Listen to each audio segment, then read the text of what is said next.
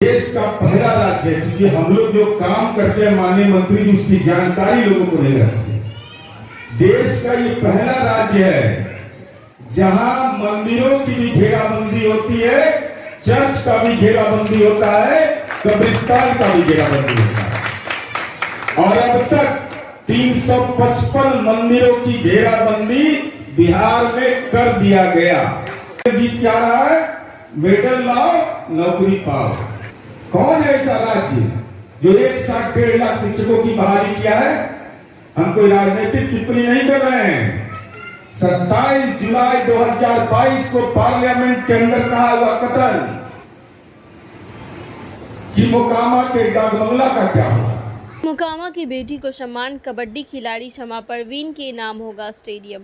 आज मोकामा के मूलदियार टोला स्थित रामजी दास मामराज धर्मशाला के जीर्णोद्धार का शुभारंभ कार्यक्रम में प्रदेश के कला संस्कृति एवं युवा विभाग मंत्री जितेंद्र कुमार राय ने मोकामा में जल्द ही एकलव्य सेंटर और स्टेडियम के निर्माण की घोषणा की। पूर्व मंत्री नीरज कुमार ने उनसे आग्रह किया कि स्टेडियम का नाम प्रसिद्ध अंतर्राष्ट्रीय खिलाड़ी मोकामा की बेटी दरियापुर निवासी शमा परवीन के नाम पर हो, जिस पर मंत्री ने सहमति जताई और स्टेडियम का नाम शमा परवीन के नाम से करने की घोषणा की। मंत्री ने बिहार सरकार द्वारा खिलाड़ियों के लिए चलाई जा रही योजनाओं और खेल को प्रोत्साहित करने के लिए बिहार सरकार द्वारा किए जा रहे कार्यों के बारे में बताया। साथ ही मंत्री व पूर्व मंत्री ने रामजी दास मामराज धर्मशाला के जीर्णोद्धार के लिए हर संभव सहयोग करने का आश्वासन दिया। कार्यक्रम में एमएलसी पूर्व मंत्री और जदयू प्रवक्ता नीरज कुमार ने मोकामा में जल्द ही पुराने डाक बंगला के जीर्णोद्धार की भी बात कही। उन्होंने बताया कि डाक बंगला अत्याधुनिक सुविधाओं से युक्त रहेगा। कार्यक्रम में उपस्थित नगर परिषद के सभापति नीलेश कुमार माधव ने नगर विकास से जुड़ी मांगों पर मंत्री और पूर्व मंत्री से बात की। इस कार्यक्रम में उपस्थित सभी अतिथिगण और इलेक्ट्रॉनिक और प्रिंट मीडिया के साथीगण, सबसे पहले तो मैं रामजी दास मामराज धर्मशाला की धरती को नमन करता हूं। और जहां तक उनकी साथ बात कर रहे थे तो हम लोग का भी बहुत सारा कार्यक्रम रहता है और छोटे से उम्र से राजनीति में हम इस नगर परिषद के ही वार्ड से राजनीति शुरू किए और 7 राजनीति को लेकर 7 साल तक हम नगर परिषद में उपाध्यक्ष के पद पर छपरा में काम किए और 2005 में पहली बार, आपको भी नहीं पता होगा, मैं जनता दल के उम्मीदवार के रूप में चुनाव लड़ा। संयोग से इस बार मैं सफल नहीं हो पाया। 2010 से लगातार मैं अपने विधानसभा का प्रतिनिधित्व कर रहा हूं। तो कहीं ना कहीं हमारे पिताजी भी विधायक हुआ करते थे। तो सारण जिला के जो जिला वहाँ के तमाम जो राजनीति में रहने वाले बुजुर्ग लोग, उनके लिए हम बच्चा है और उन लोग का हमेशा दबाव रहता है कि कार्यक्रम में आना, शरीक होना, तो थोड़ा सा व्यस्त हम लोग का रहता है। आपने करीब से देखने का भी काम किया और दूसरा बात कि आप हमको परिचय भी नहीं था, जिसका जिक्र आपने खुद ही किया। तो जब आपने आग्रह किया कि मोकामा चलिए, इस कार्यक्रम में चलिए, तो हमने यहाँ के लोकप्रिय सांसद ललन बाबू से भी बात किया कि भाई वहाँ ऐसे ऐसे है सर, क्या किया जाए। तो उन्होंने कहा कि निश्चित रूप से जाना चाहिए, जाओ तुम। फिर नीरज भैया से भी बात किया, वो मुस्लिम तो आप थे, तो इन्होंने कहा कि नहीं, निश्चित रूप से चलना चाहिए। फिर हम बोले कि तो आप भी चलिएगा, हम चलेंगे। तो बोले कि निश्चित हम चलेंगे।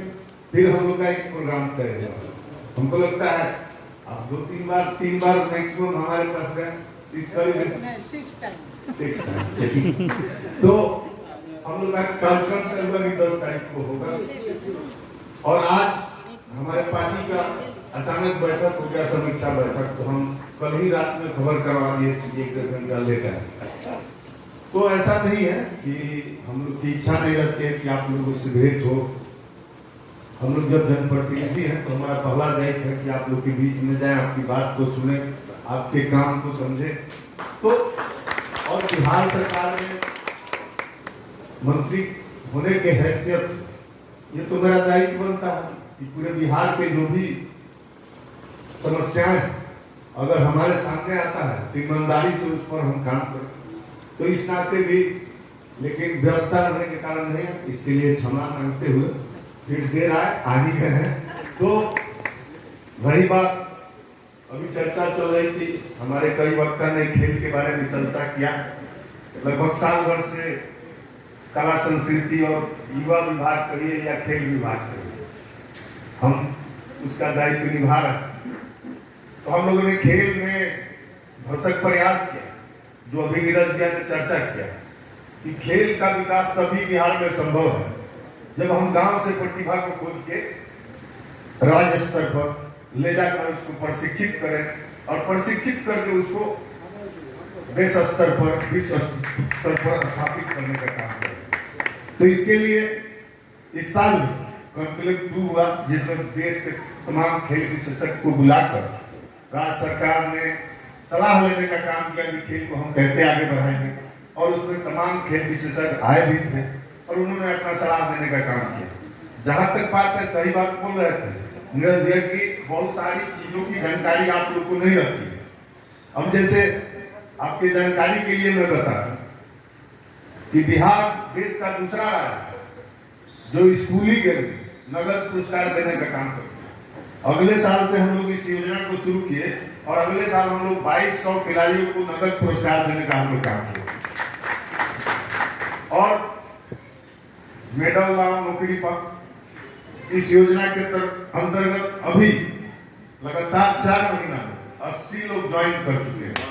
तो जो हमारे तमाम खिलाड़ी उनको अगर मेडल लेकर आते हैं तो उनको बिहार सरकार की तरफ से खेल कोटा से लगातार नौकरियां मिल रही है। अगले साल हम लोग पूरे राज्य के खिलाड़ी हमारे 211 मेडल राष्ट्रीय स्तर पर, अंतर्राष्ट्रीय स्तर पर जीतने का काम किए थे। इस साल जो हम लोग 29 अगस्त को, इसी 29 अगस्त को हम लोग खेल सम्मान समारोह में पुरस्कार और सम्मान देने का काम किए। उसमें 411 खिलाड़ी हमारे मेडल लेकर आए थे। तो बिहार सरकार लगातार खेल के क्षेत्र में दिन प्रतिदिन आगे बढ़ता जा रहा है।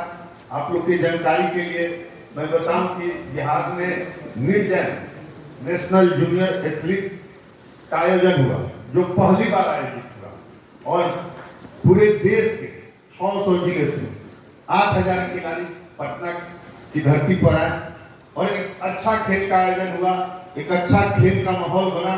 और उसी में मुख्यमंत्री जी ने घोषणा किया कि अगर बिहार के खिलाड़ी मेडल लाते हैं तो इंटरनेशनल मेडल, जो गोल्ड मेडल लाएंगे उनको डायरेक्ट डीएसपी और डायरेक्ट अनुमंडल पदाधिकारी बिना कोई परीक्षा के, बिना कोई इंटरव्यू के बनाया जाएगा। तो ये सारी चीजें खेल को बढ़ावा देने के लिए लगातार किया जा रहा है। जैसा कि राजगीर स्टेडियम का चर्चा नीरज भैया ने किया, साथ ही साथ मैं आपको बताना चाहता कि बिहार सरकार लगातार खेल के क्षेत्र को बढ़ावा देने के लिए तमाम बिहार के जो प्रखंड है, सभी प्रखंड में स्टेडियम बनाने का योजना रखी है। और इसके अंतर्गत अभी तक हम लोग 311 स्टेडियम की स्वीकृति दे चुके हैं और 250 स्टेडियम अभी तक निर्माण हो चुका है। तो देहाती क्षेत्र में भी खेल का स्तर बढ़े, इस पर भी हम लोग काम कर रहे हैं।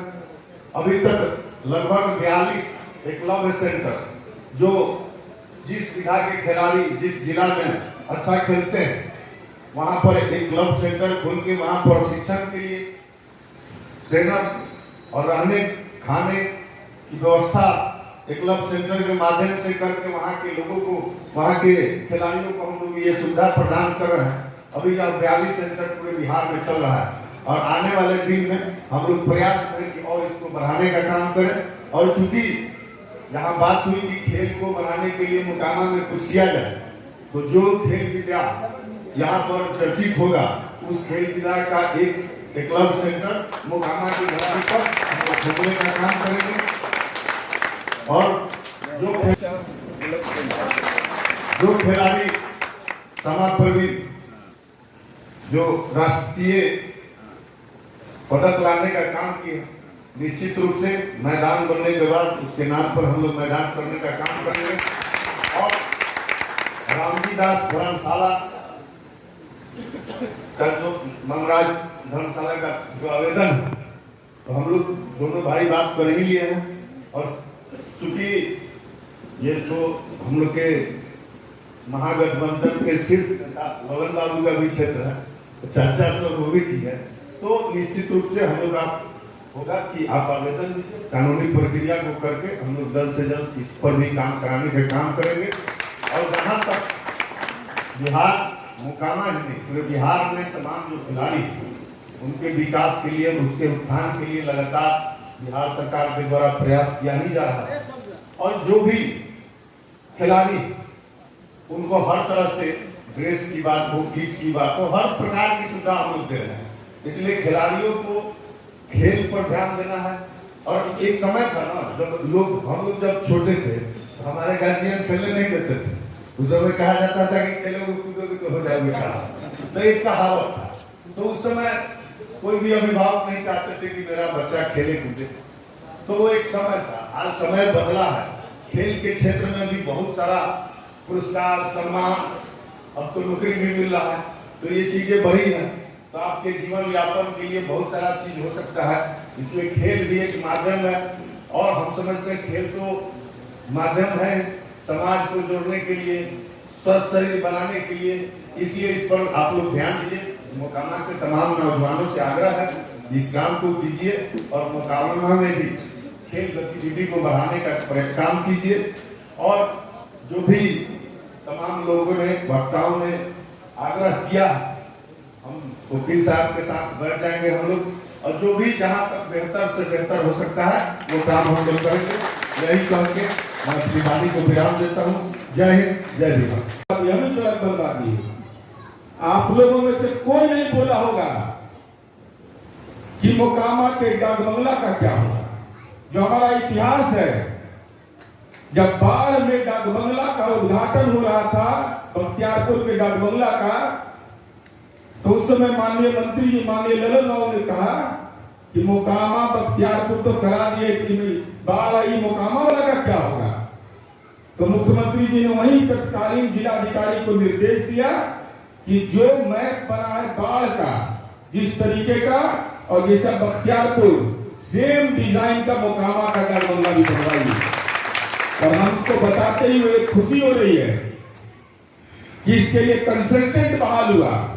कंसल्टेंट ने जो डिजाइन फाइनल किया है, क्योंकि वहां के लोगों का कहना है, वहां जो भी कंसल्टेंट की टीम गई, उन लोगों का कहना है कि इतना जमीन बाढ़ के पास भी नहीं है और इतना जमीन उसके पास भी नहीं है। तो ये तय हुआ और जिला प्रशासन ने माननीय मुख्यमंत्री जी, माननीय ललन बाबू को सूचित किया कि भाई वहां बड़ा जमीन उपलब्ध है, अगर आप लोग की सहमति मिल जाए तो डाक बंगला के डिजाइन के साथ साथ 20-20 दुकान दाएं और बाएं, 20-20 दुकान भी बना देंगे, जिससे कि उस डाक बंगले की और आमदनी बढ़ जाए और डाक बंगला स्वायत्त हो जाए। 15 दिन से 1 महीने के अंदर में उसका टेंडर की प्रक्रिया हो जाए। और हल्का फल्का योजना नहीं है, क्योंकि नगर परिषद में है, ये मतलब याद रखिएगा, नगर परिषद की संपत्ति के अंदर आता है, जिला परिषद का वोटर नहीं है। जरा याद करिएगा, पैसा की व्यवस्था कितना मुश्किल से हुआ होगा। 5.5-6 करोड़ को लगता है अनुमानित उसकी लागत आने वाली है। जिला परिषद का मेंबर है नहीं, जिला परिषद का वोटर है नहीं, तो उसको क्या मतलब है कि आप बने या नहीं बने नगर परिषद में। तो सरकार ने जब नीतिगत ये निर्णय लिया, इसके आधार पर, और माननीय मंत्री जी हम आपको बताना चाहते हैं, ये मोकामा है, हमको इस बात का गौरव है कि इसी मोहल्ले की बेटी अस्मिता ने देश के अंदर नहीं, एशियाड में कप जीत करके खेल के मैदान में कबड्डी में उसने इस मोकामा की धरती का नाम रोशन किया। दूसरी बेटी हमारी दरियापुर की है, समा परवीन उसका नाम है, उसके पिता का नाम इलियास जी है। कल्पना नहीं कर सकते आप माननीय मंत्री जी, ये दोनों बेटी एक गरीब घर की बेटी है। आप सपना में नहीं सोच सकता था कि ये लोग भी स्वर्ण पदक जीत करके ला सकती है। और जब दरियापुर आप जाइएगा, यहाँ बीहट में और दरियापुर में, बेगूसराय जिला का बीहट और मोकामा का दरियापुर, समझिए कि कबड्डी के मामले में ये देश को एक रास्ता दिखा सकता है। हम आपसे यह भी विनती करेंगे कैसे मैंने वहां परियोजना पदाधिकारी से बात करके कि वहां खेल का मैदान नहीं है, अब बेटी है उसके कबड्डी खेलने का कोई मैदान है वहां नहीं है, क्योंकि इतनी आबादी है वहां पर कोई उपाय नहीं था। तो जिला परिषद से उसकी भी अनुमति प्रारूप बनकर परियोजना पदाधिकारी ने भेज दिया है। हम आपसे यह विनती करेंगे जरूर कि जिस दिन वो मैदान तैयार हो जाए, समा प्रवीण के नाम से उस मैदान को कर दीजिए, जिससे बेटी इस बात की सीख ले सके। एक गरीब घर में जन्म लेने वाली बेटी भी एशियाड में पदक जीत सकती है, ये आत्मगौरव मुकामा को हुआ। खेल के क्षेत्र में हम लगातार काम करते रहे। बिहार जैसे राज्य में हम आपके प्रति आभार भी व्यक्त करते हैं कि अभी राष्ट्रीय मेडल जो लोग जीते, सरकार बगैर कोई इंटरव्यू के सीधा राजपत्रित पदाधिकारी और अराजपत्रित पदाधिकारी बना रही है। ये देश में उदाहरण नहीं है। जीत क्या रहा है? मेडल लाओ, नौकरी पाओ। तो ये चीजों को चूंकि हम लोग नई पीढ़ी के लोगों को बता नहीं पाते हैं, सच में आपको बता रहे हैं। अभी अब चूंकि अब समय आपको भी जाना है, इसलिए हम एक दो बात की चर्चा करना चाहते हैं। अभी देवेंद्र दा ने बहुत अच्छी बात बताई। हम तो चाहते ही है कि बिहार के लोगों को नौकरी मिले। कौन है ऐसा राज्य जो एक साथ 1.5 लाख शिक्षकों की बहाली किया है? हम कोई राजनीतिक टिप्पणी नहीं कर रहे हैं। 27 जुलाई 2022 को पार्लियामेंट के अंदर कहा हुआ कथन, यह जवाब दिया गया पार्लियामेंट में, कहिए तो दिखा देते हैं कि 2014 से लेकर 2022 तक केंद्र सरकार की नौकरियों की स्थिति यह है कि 22,09,34,112 आवेदक थे, अब पूरी नौकरी मिली है 7,22,112। पूरे देश में नौकरियों की स्थिति यह है कि केंद्र सरकार, अब बताइए तो कोई लड़का बैंक का तैयारी करते सुनते हैं? अब हम तो नहीं देखते कोई बैंक का तैयारी करता है। अब तो रेलवे से भी काम खत्म, 3.5 लाख पद है। और हमारा नौजवान सब देखिए, आप मंत्री जी अगर कभी सुबह में आइएगा तो देखिएगा कि हमारा बेटा बेटी कैसे दौड़ता है, और उस समय मन के अंदर कैसी पीड़ा होती है कि भारत माँ के सपूत वह होगा, सेना में बहाल होगा। लेकिन दुखद स्थिति माननीय मंत्री जी यह है कि सरकारी कर्मी की अगर मौत हो जाएगी तो उसको तो अनुकंपा का लाभ मिलेगा, लेकिन सेना पर अग्निवीर अगर शहीद हो गया तो उसको अनुकंपा का लाभ नहीं। क्या हो रहा है? हम तो कह रहे हैं कि मात्र शिक्षा विभाग और श्रम संसाधन को हम जोड़ देंगे तो उससे ज्यादा नौकरी हम लोग बिहार के अंदर दिए हैं। एक साथ 1.5 लाख शिक्षकों की बहाली हो रही है। अब लेकिन हमारे हाथ बंधे हैं। All India council of teacher education है, वह कहता है कि आपको ये शर्त मानना पड़ेगा। अब तो यह भी शर्त लागू कर दिया कि शिक्षकों की संख्या भी निर्धारित कर दिया। इससे ज्यादा आप अपॉइंट नहीं करेंगे, अपॉइंट करिएगा तो आपको पैसा देना पड़ेगा। भाई क्या है? शिक्षा का अधिकार कानून लागू है, हमारा ये मौलिक अधिकार है पढ़ने का। आप शिक्षकों की संख्या निर्धारित कर रहे हैं। ऐसा सुने कि भगवान के घर से प्रार्थना हो कि इतना आदमी जन्म लेगा? हम तो ऐसा नहीं सुने। लेकिन अब तो ये तो अभी तो दूसरा दौर है माननीय मंत्री, हम उस पर बोलना नहीं चाहते हैं। चीजों को समझने की जरूरत है। उसके बावजूद बिहार पब्लिक सर्विस कमीशन ले रहा है और उसके बहुत जल्दी नतीजे आएंगे। बहुत लोग आलोचना करता है प्रमुख सचिव का भी, लेकिन जाके गांव में देखिए के पाठक के जयकारा हो रहा है सब जगह। कहता है स्कूल तो खुलता है, स्कूल में तो काम हो रहा है, लोग माने या नहीं माने। तो जब शिक्षा बाजार के हवाले जा रहा हो, जब खेल बाजार के हवाले जा रहा हो, आप एक अभी अंतरराष्ट्रीय स्टेडियम बना रहे हैं राजगीर में। अगर कल्पना करिए, बेंगलुरु में हम गए थे, हमारे गांव का एक लड़का यहाँ रहता, वहां के स्टेडियम में हमको ले गया तो हमको लगा कि भाई ये तो अंधा दौड़ है।